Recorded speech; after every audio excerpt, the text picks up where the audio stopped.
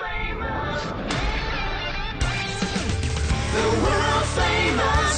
and Bob Show. World famous Butch and Bob Show right here on WIFO 105.5 FM in Jesup, Big Dog Country Radio. Bob, how you doing? I'm good. Doing good? All right. Boy, what a weekend football, man. Jeez. Rivalry weekend was I'm glad I'm not an Auburn fan. Oh man, that would be. You saw them in the stands crying. How about putting some pressure on the quarterback? I mean, come on, that was 2 or 3 people rushing. It's ridiculous. I mean, he can stand there all day long, and somebody's going to get open. I mean, I'll give it. They had to execute the play, but 4th and 31, you got to bring somebody. I mean, like Chris Dorn said, they're playing touch football. After Mississippi's 7 Mississippi, you got to rush. I mean, somebody's got to rush the quarterback. Yeah, but that was a hard pill to swallow. I know. And what a pass and what a catch. Yeah. I mean, that was phenomenal. And they, Nick said that, and Coach Saban says they practice that, just about every practice. Yeah. And it paid off. Practice makes perfect, right, Bob? That's what they say. It's going to be a heck of a game in Atlanta. I know that. It's going to be fun.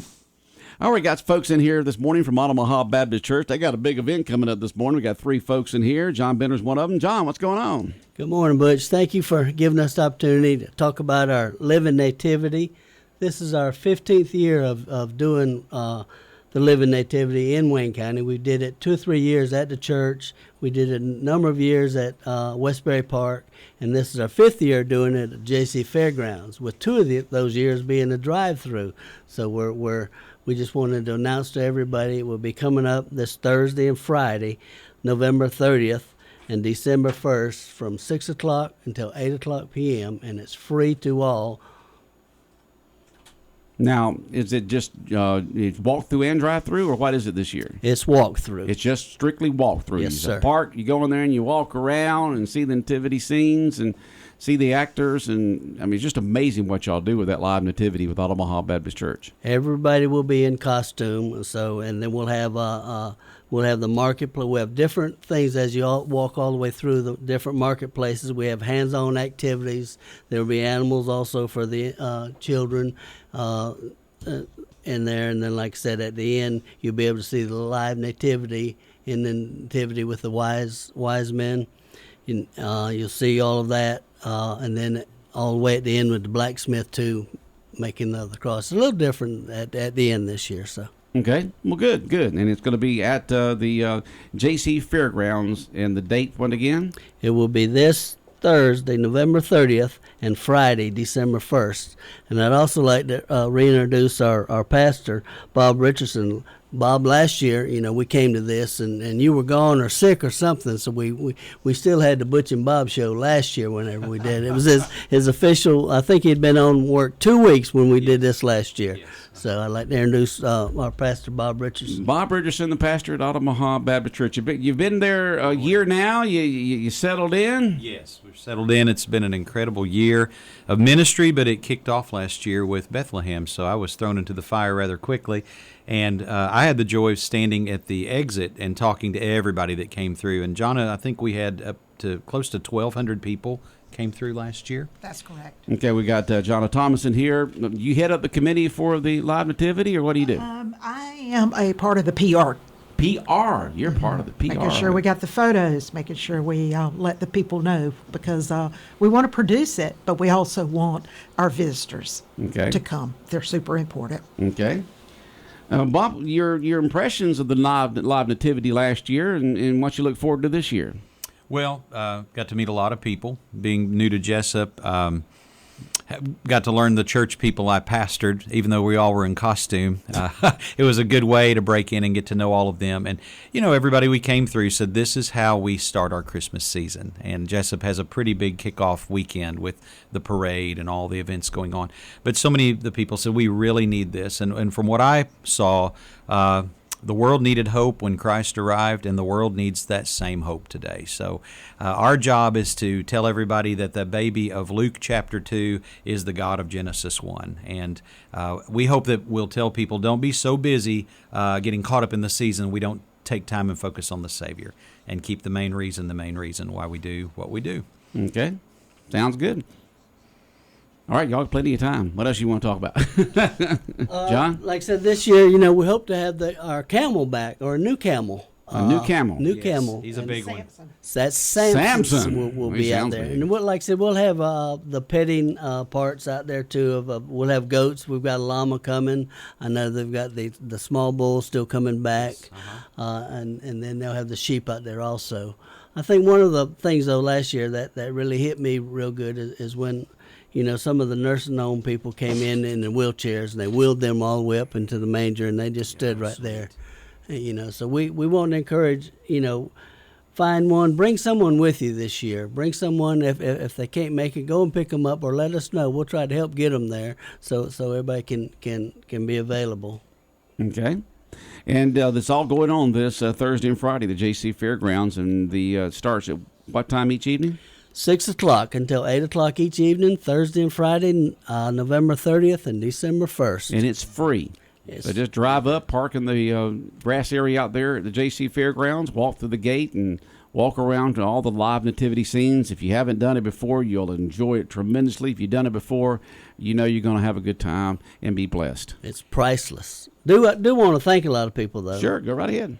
We need to thank, the Wayne County Recreation Department, Spec Eccles, the Wayne County Commissioners for allowing us to be out there, Alan Boyd of the city of Jesup.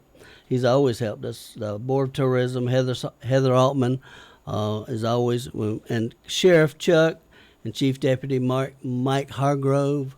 We don't have, we're not doing the drive-through, so I don't need the policeman or the sheriff at the event, but they're made aware of it in case traffic does back up. We think with the general parking like it's going into the fair, it's a lot easier for people just park and walk in. They'll go in one gate, and then we'll come out the other gate as they go through. The Wayne County Young Farmers also, they allow us to use some of their power and their lighting out there. And then the fire department comes out. We have the fire pots. There'll be 5 or 6 fire pots, and it's supposed to be cooler this night, so everybody will be warmed up to the fire pots. But when everybody leaves, I have to stay out there with the fire department and make sure we put them all out. Right. So we want to thank the fire department for coming out. And then REA always sends someone out, usually Van Lamb and John Dunham are always out there, and Dustin, not Dustin, who is it? Okay. Another one. But John is on our PR, and like I said, my wife and I are on paper as the co-chairs, but she and John do all of it. I just help organize it toward the end of it.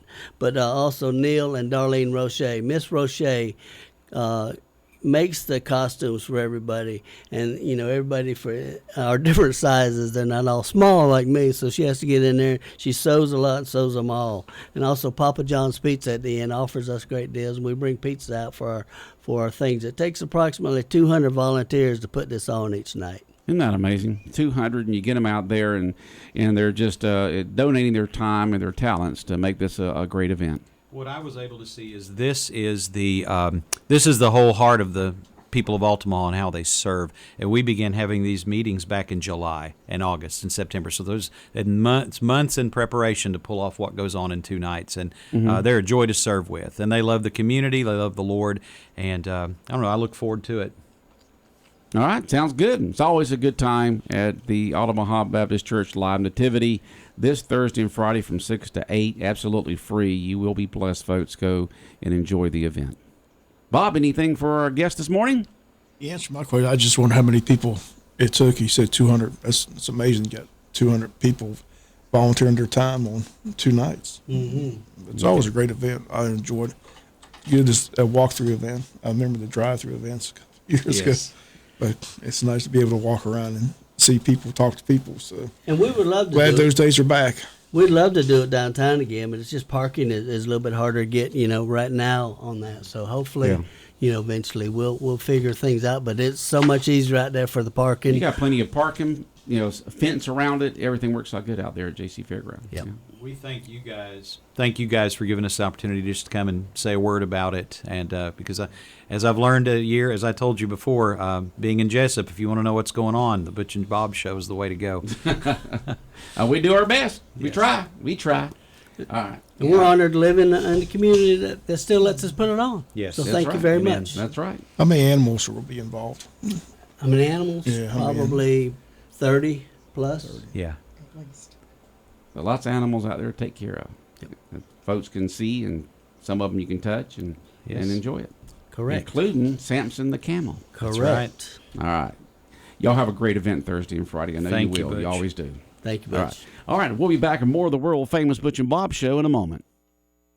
When further treatment is no longer an option, hospice can provide services to manage symptoms and difficulties caused by illness. Emotional, psychosocial, and spiritual care, as well as support to the families and caregivers, are all part of hospice care. Hospice of South Georgia has been a part of the health community in Wayne and surrounding counties since 1998. The professional yet compassionate attention provided by our staff is unsurpassed. Widely supported by donations from the local population, Hospice of South Georgia is the local nonprofit hospice in Wayne County. Our administrative office is located at 1625 Sunset Boulevard, and Hospice of South Georgia accepts anyone who meets hospice criteria, regardless of their ability to pay. Please call 912-588-0080 to speak with someone about hospice care. That was 912-588-0080. We are your hometown hospice, and we are here to serve you. Hospice of South Georgia, working to add life to your days. 105.5 FM in Jesup, Big Dog Country Radio, WIFO. And I tell you, Bob, when you get to those rivalry weekends, you can just throw the records out. I mean, it's just amazing how close those games were, all of them. I said Kentucky upset Louisville. Louisville was rolling, but they're still in the title game. FSU, Florida was a good ball game. Both teams with their backup quarterbacks, but Florida State's running back came through in the second half, so they're still unbeaten. So it's going to be interesting how all this shakes out. Like I said, this is the last year the NCAA has a 4-team playoff. So after the championship weekend, they're hoping for chaos, but see how it all plays out. Like I said, if Washington wins out, and Michigan wins out, and FSU wins out, and Georgia wins out, the 4 teams undefeated, all 4 teams going to get in that playoff. So everybody else will be locked out. So unless Alabama beats. The big question is what happens if Alabama beats Georgia. Of course, if there's any other undefeated teams. Is Georgia going to get knocked out, with one loss, or the 2-time defending champion? It all depends. I guess the question is it a close game? Does Alabama get in? They're still saying Texas, with that one loss, gets in over Alabama because they beat Alabama in the first game of the season. So it's going to be interesting how it all shakes out. The committee's probably hoping for 4 undefeated teams, so they don't have to worry about it. But if Washington gets beat by Oregon and FSU loses to Louisville and Alabama beats Georgia, then it's going to be a very, very interesting Sunday to see what the committee decides to do and which 4 teams get in. So, but the line kind of surprised me with the Georgia line. I thought it was a 3, but they came out as a 4.5-point spread for the Georgia Bulldogs. Bulldogs favored by 4.5. 4.5. So okay. Georgia feels good about it. Kirby feels good about it. I mean, Carson Beck gets better and better every game. So I think Georgia should be, should win the ball game. But Alabama's been on this, mission to beat Georgia in that championship game. They're in the championship game. So we'll see how it all plays out. I know their quarterback's very talented. I said, you got to keep him in the pocket for sure. Don't let him run. Because when he runs, he's a big old boy. Yeah. He's hard. Plus, he's going to run fast. I mean, he's got some quick speed. So it'll be fun.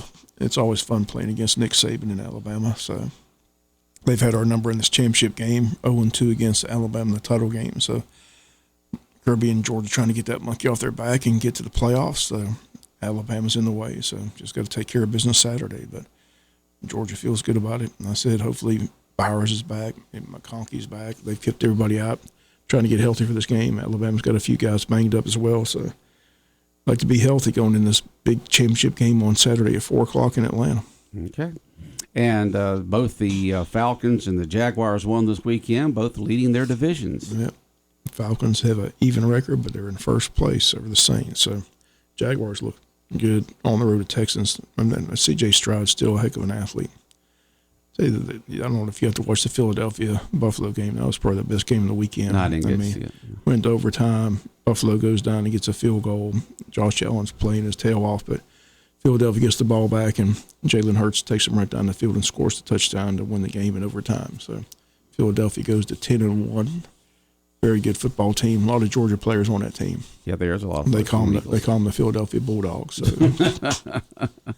But Jalen Hurts is from Alabama, so most of their players are from Alabama and Georgia on that team. But Philadelphia looks awfully good. Kansas City's pretty good. So they still got about 6 weeks left in the NFL season. But hopefully the Falcons and Jaguars both make the playoffs. Oh, that'd be great. That'd be really good. Yeah.